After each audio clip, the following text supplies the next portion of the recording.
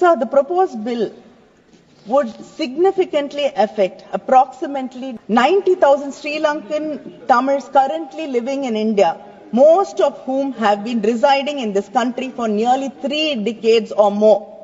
As of March, 19,949 families are living in 103 rehabilitation camps spread across 29 districts of Tamil Nadu.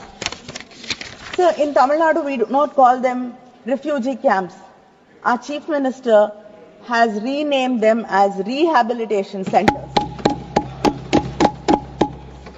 So, but this bill does not look at these people who've left their homes, who've come to India seeking refuge to protect themselves. कनी मोदी जी ने कहा कि इतने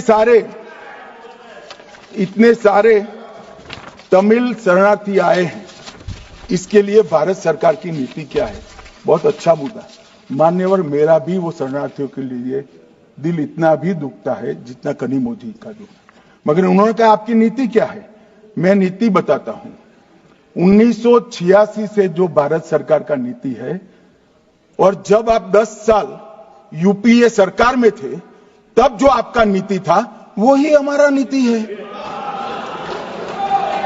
ये तो 74 से आए, अब 10 साल था, दयानिधि जी भी मंत्री थे, बालू जी भी मंत्री थे, कुछ नहीं किया। और हमें सवाल कर रहे हैं कि आपने क्या किया? भला आपने कर दिया होता तो हमारे लिए तो बारी ही नहीं आती। मान्यवर, तमिल शरणार्थियों की नीति में हमने फुल स्टॉप कॉमा का बदलाव नहीं किया है। जिस सरकार में डीएम के हिस्सेदार थी, वही नीति को हमने जस का तस अपनाने का काम किया है। अगर कुछ बदलाव करना है तो मुझे दे दो, देखना, हम सोचेंगे। मान्यवर, मुझे अब तक एडीएमके के सारे एमपी 4 बार मिले अलग अलग समस्या पर, एक में भी तमिल शरणार्थी का जिक्र नहीं। और कहते हैं डू समथिंग। भाई आप तो कहते हैं ना, हमने तो आपकी नीति पर चले, हम माने ये सच्ची होगी।